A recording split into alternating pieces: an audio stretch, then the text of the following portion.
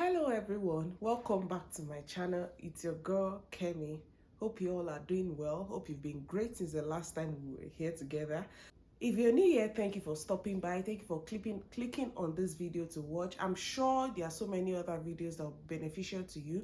Please scroll back and check other videos. If you're a returning subscriber, you know now, you know the love we share, right? Thank you so much for staying true to this channel. So in today's video, I'm going to be sharing with you tips on how to survive in Canada as a newcomer, or tips on how to survive as a newcomer to Canada. I'm sure you get the point, right? So now in these tips I'm going to be sharing with you, I'm going to be sharing with you some of my own experiences, things I learned, things I thought, or things I wished I had done differently, just so that it also helps you to settle in and all of the good stuff, right? So thank you so much. Wait, if you know that is what you want to hear, so please wait till the end of this video. But before that, I have some good news for you. Yes, it's the most beautiful time of the year, and it's the time of sharing, giving, loving, peace, joy. And this time of the year is usually seasoned, or should I say laced, with a whole lot of giveaways and a whole lot of promotions and sales and all of that. And then our friends from Teddy Blake have the juiciest deal ever. Teddy Blake is a brand that produces these luxury fashion items for women, and I got my Teddy Blake bag few months back, and I can tell you categorically that this bag has tested or has withstood the stand of time, because it has seen both the summer and the fall. It has withstood seasons, and trust me, it is going strong. And I'm so happy that I made that choice when I decided to go for this Teddy Blake bag, because it has, whatever the look I choose to go with, either the traditional look or the corporate or official look, it has served me so well. So guess what, guys? Teddy Blake is giving a whooping 80% discount. Now, who does that? Have you heard that before? So all you need to do is just to follow the link I'm going to be sharing with you in my description box for you to enjoy this offer. It's the best time to gift yourself something good. You've gone through so much for the year, and it's time to just buy yourself something luxurious, right? Even if it's not for yourself, you want to gift someone, you want to give your sister, you want to give your mom, you want to give your sister-in-law, you want to even gift your wife. This is the perfect deal, guys, because it doesn't come every time. But guess what? Even if you miss the early Christmas and Black Friday deal, you still get to have a 30% off when you use my code. I'm going to be putting the code here so that you don't miss out on that. Trust me, guys, you don't want to miss out on this deal. Thank you. So let's get back to our video of the day. So like I said, we're talking about how to survive in Canada as a newcomer. Let's get right into it. This is a cute reminder for you to subscribe, turn on your post notifications, like, and comment, also share with friends. Thank you. So welcome back, guys. Now, my first tip on how to survive as a newcomer to Canada is by asking questions. Oh no, guys, this tip cannot be overemphasized. Rather, it is something that you need to hold in one hand like this, because there's this saying that a quiet, or anybody that keeps quiet, it's in my language, but then I'm just gonna try to translate it to English, that meaning that if you keep quiet or if you do not speak up, then whatever issues or whatever problems that we see are just going to stay there with you.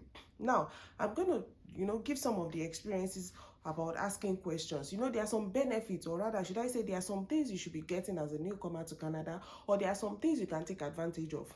But if you keep quiet and you do not ask people that have been here before you, or you do not ask people, maybe if it's church members that you have, or even just your apartment mates or someone that just ask questions, because there are a whole lot of things.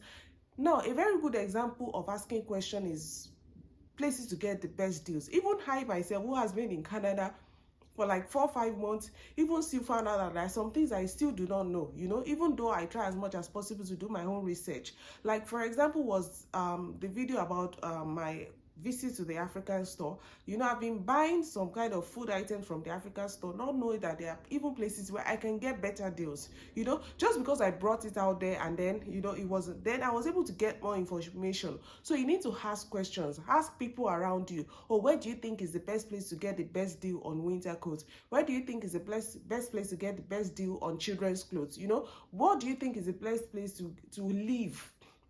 You know, even before coming, you can start asking these questions. Where do you think is the best place for me to, you know, for my family to live? You know, like I say, like I tell people, it's better for you to, if you're coming to Winnipeg, for example, living on the south is better than living downtown. You know, those kind of things. So you just need to ask questions.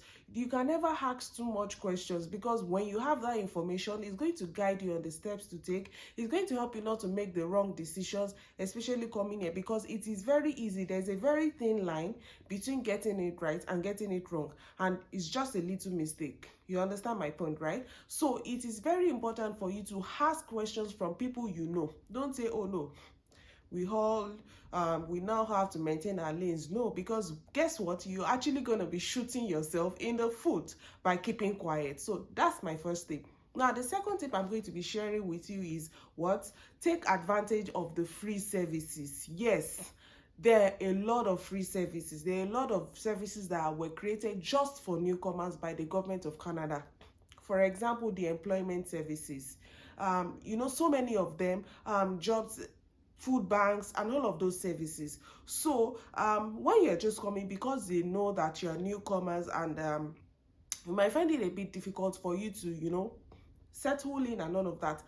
That's one of the reasons why they have some of these settlement agencies. And when I mean settlement agencies, they are supposed to help you to get a job, you know, apply or get some trainings or certifications that you need for you to get a job, and also align you with the Canadian workspace, align you with the Canadian experience, training Canadian experience. If you're someone in the health field, they help you to get, you know, some of those very basic trainings that you need to have, like the CPR and first aid training. You know, most of the health jobs, that's like a requirement. Even some of the survival jobs, like the not customer care now, like the support work, that is a very mandatory, or should I say compulsory requirement. So when you sign up for some of these services, some of these free services that the government has provided for you, then you get to, you know, benefit from them. I would say I'm a living example of that. You know, I signed up for some of these settlement agencies. I signed up for the trainings. I got the trainings free of charge, especially because if you're going to actually pay for, if you're going to train for CPR and first aid, that's if you're someone in health, you are going to pay some money, maybe up to 60 or 70 Canadian dollars. And so you have someone who is willing to offer you those services free of charge. You have someone who is willing to do your CV for you free of charge. If you were going to do that with some of those LinkedIn agencies or some of those paid agencies, you know how much is going to come out of your pocket, right? And then you have people who are willing to do your resume for you.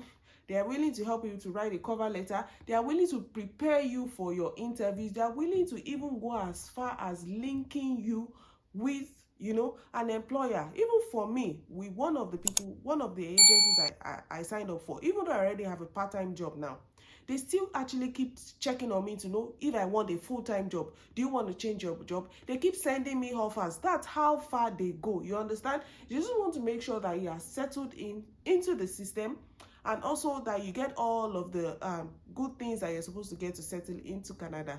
So that's the second one. I feel that is going to help you to settle in. The third tip on settling into Canada is Google Maps. Someone will say, Google Map. What does Google Map have to say in this matter? Guys, Google Map is your friend. What did I say? Google Map is your friend. Before I talk about this, let me talk about my lived experience. Guys, I got lost. I did what? I got lost. Now, for this one, I'm going to combine two things: asking questions and then studying your Google Maps. If you're planning to come into Canada, you know what? You need to study Google Maps. You need to know how to use the Google Maps. Now, this is what I was going to say. So there was this day I was supposed to come back home from, I think, work.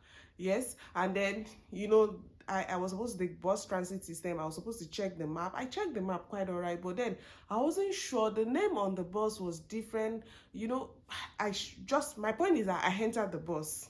even not knowing that it was the wrong bus I entered. If only I had a question, and I could have asked the bus driver, okay, are you going to so place?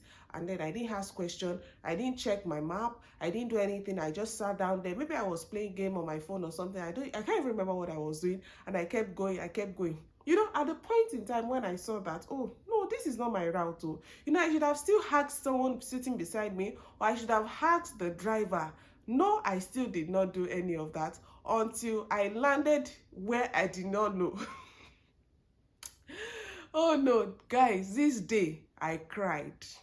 That was the first time I cried since I got to Canada. I cried because I was like, what? Where am I?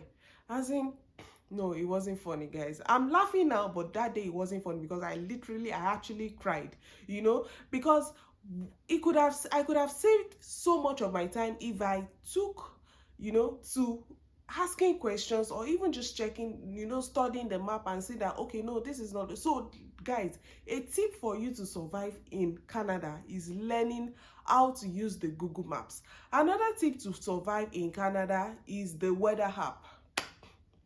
A weather app, something as simple as a weather app. Yes, this can save your life. In fact, this can save your health. Why? Because the weather here, especially at this time of the year, this is the fall season, but then you expect, or rather it is always expected, that fall season is not really the full winter yet, and then all you need to do is just wear cardigans and all of that, you know. But then I've observed, in fact, each day I keep learning how to use the weather app, because I've observed that what you see at the temperature is not actually the actual temperature. The actual temperature depends on the wind or the wind speed. So let's say you just open your weather app and you see that the temperature is -8. Guess what? That's not even the real temperature. The real temperature might be something like -15, because of the wind, you understand. So because this side, if you're in Manitoba, we get the north winds, which is a lot heavier and which is colder, right? So it's always one of the major determinants of the actual temperature. So before you go out of the house every day, before you dress your kids for the day, you need to check the weather app, scroll through the day, check if it's gonna rain. That too, yes guys, you need to check to be sure that if it's gonna rain, so you are not dressing wrong for the weather. So you need to dress appropriately for the weather. That's one thing here that's, you know, I've learned, that's been really helpful to me, even for my daughter too, you know, especially in this fall season. You know, you're able to tell that, oh, it's gonna snow today, so you wear like the full kit for them. You prepare them really well for the weather. So one way to survive, even in summer too, it helps too. During summer, it tells you if it's gonna be extremely hot, so you don't go and wear cardigan, or you don't go and wear a jeans jacket when the weather is gonna be hot, because trust me, in Manitoba, if it is summer, it is hot. If it is in winter, it is also extremely cold. So weather app is your friend. So the next tip on how to survive in Canada as a newcomer is through building a network. By building your network of friends or family members. If you're someone who is coming as a provincial nominee, or you're coming on the provincial nominee program, that means you obviously have a family member here, because that's one of the requirements. If you're coming as a provincial nominee, you must have maybe a friend, if you use a friend, or you're coming as a family. My point is that you must have a sponsor.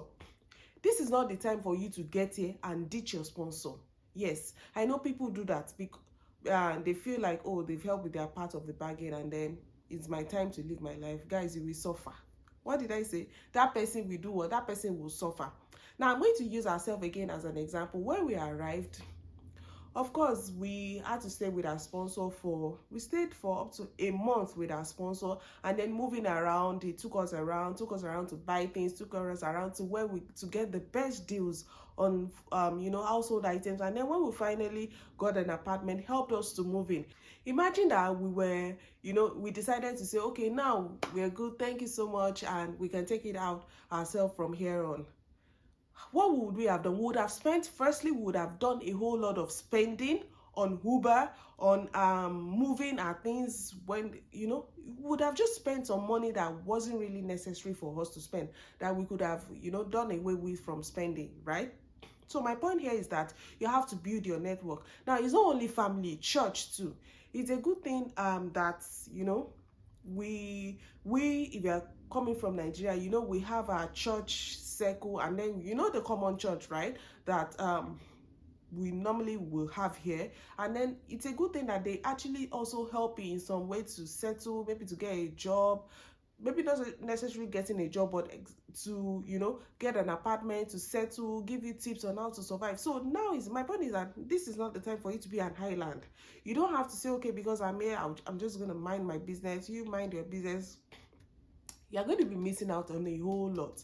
This is time to build friends, find friends, you know, keep the communication going. And I can say that since when we arrived there, my network, most of my network have been through this YouTube channel. I have a lot of subscribers that have, you know, for example, come to my church because they saw me talk about a video of my church.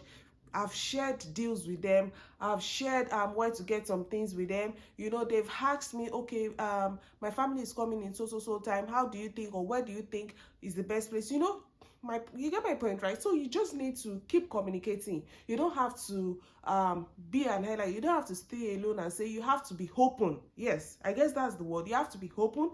You have to share what you have in mind and talk to someone, because you never can tell who's going to help you. I've heard of the story of someone who, now this is also about asking question, who got a job just from talking to someone. You know, someone that she didn't even know. I think they just started the conversation in the bus, and the person was like, oh, what do you do? Like, oh, I'm new to Canada, but then this is my field, and so on and so forth. And from there, the person said, oh, guess what? My organization is actually looking for person is looking to fill this position. And then that's how the person got the job. You understand my point now? So it's a bit different here. You have to be open. You have to speak. You have to ask questions, and you don't have to stay low. You have to speak with people, right? You have to feel, keep your network. You have to keep the network going. You have to keep your network strong. That's the only way that you can, that's one of the good ways that you can survive here in Canada, right? Okay. So the next tip on how to survive in Canada as a newcomer is by abiding by the laid down laws and regulations. Some will be like, which one is laid down? Yes, it is a country. Canada is a country that is governed by some rules and regulation. There are laws. You don't just cross the road anyhow. You don't just go to, you understand my point? So you have to, if you are going to survive here as a newcomer, if you don't want to be sent back to your country, there are rules, there are regulations for you to follow. Yes, and these are things that you cannot, you know, disregard. These are things that you have to live by. These are things that you have to abide by. You know, some of these rules have been put there not only for it's, but my point is that these rules have also been put there for your own safety. You understand? For your own benefits. Yes, for your own benefits, for you to survive in this country. You know, one of the things that I digress now, one of the things I appreciate about the government is that they put things in place, you know, also to benefit the citizens, also to benefit the residents of the country. So whenever there's a rule that says that you should not cross this path, or you should not walk on this place, there are some places like that. I think I've come across that place that says that pedestrians should not cross here. These things are there for a reason. They are not for you to, you know, they are not for you to put aside. They are not for you to just disregard them. Or for example, when you're driving and they say that you should not overtake vehicle, especially like the transit buses. These are things that can keep you safe and prevent you from having accidents. So my point is that all these rules, the laws, the regulations about taxing, about benefits that are available, they are all there just for you. And I feel that there are things that if you take advantage of, is going to help you in the long run. Now, another tip I'm going to be sharing with you on how to survive in Canada as a newcomer, you know, now this point is a hit or miss, because it depends on how responsible you are. Well, the point is getting a credit card. Yes. So firstly, when you open an account as a newcomer, they're going to offer you a credit card, and then you're going to have a credit limit as a newcomer. You're going to have a credit limit of 2,000 Canadian dollars. Now, you have to take advantage of this and also don't go out of your means. Now, I said this is a it or means, and I wasn't going to add it to my point earlier, but then I thought it's going to be something that might also help you survive, because you need to, at this point, start to build a credit limit. You need to build a credit score. Oh no, you need to, at this point, start to build your credit score. If you're going to maybe buy a car, if you're going to eventually buy a house, which you would, and benefit from some of the services that the government may have to offer. Maybe you want to start a business and all of that. You need to start building your credit score, and one of the ways to do that is to get a credit card. Now, I said this was a hit or miss because it can benefit you, and it can also at the same time mar you. It can kill you, because if you start to max out your credit cards, or you start to spend what you are not earning, you start to spend beyond your means, then it's going to be more of a disadvantage to you than an advantage. Very later in my video, maybe sometime come soon, sometimes to come soon, in maybe a few weeks to come, I'm going to get an expert to talk about credit system, credit card in Canada, your credit score, how to manage your credit score, how not to be on the low side of the law financially, and that's going to come very much later in my videos. So the very last point that I'm going to be talking about on how to survive in Canada as a newcomer is what you need to find your own happiness. You need to find your own peace and happiness. Amidst all of these, amidst all of the goodness, amidst all of the goodies, the good things you see, the benefits and all of the good things, you also need to find your own happiness. Now, I say this because you might find it a bit difficult, to adjust or to settle in. You just have to find a way to make yourself happy, right? You need to find a way. You need to be determined. You need to have it at the back of your mind. You need to have the reason, or you need to know the reason why you left your home country, or you need to remember the reason why you left your home country to come here in the first place. That has to be like your motivating factor. That has to be what is pushing you. That has to be what keeps you going every day. Because in some cases, for example, if you come newly and probably you're not getting a job in your field, you are not getting some things you want, you may start to get discouraged. But one of the ways to survive is, once again, with friends and families, having friends and families around you, having your network of friends, having your network of families, going out together, having dinner dates, going to watch the movies. And even if you don't have money to do all of that, finding your own happiness in your own little space. Find things that makes you happy. I'm so happy here that there are a lot of things that you can engage in, right? There's a lot, tons of activities that you can engage in, leisure activities, right? You can have evening activities for yourself, even if you don't want to do it with friends. If you get there, you find friends to do it with. You want to go skiing, you want to go swimming, there are free swimming pools, so many things that you can do to make your own happy. But my point is that you have to know, or you have to decide within yourself that you want to happy and you want to stay happy. I hope you get my point, guys. I hope I've made sense so far. If you're already in Canada and you feel there are some tips I've left out, or there are some tips that help you yourself to settle into Canada as a newcomer, please share in the comment section. I'm sure there are people that would like to read about those tips. It's going to be really helpful. So thank you guys for watching to this end. I forgot to mention why during my video, I forgot to tell you guys to like, to subscribe, to turn on your post notifications, all of the good stuff. Please remember to do that, okay? Please don't forget to like this video. Don't forget to drop a comment in the comment section if there's something else you'd like to add. And of course, turn on your post notifications. Let's keep this family growing, okay? Thank you guys for watching. So till I see you again in the next video, I say bye for now.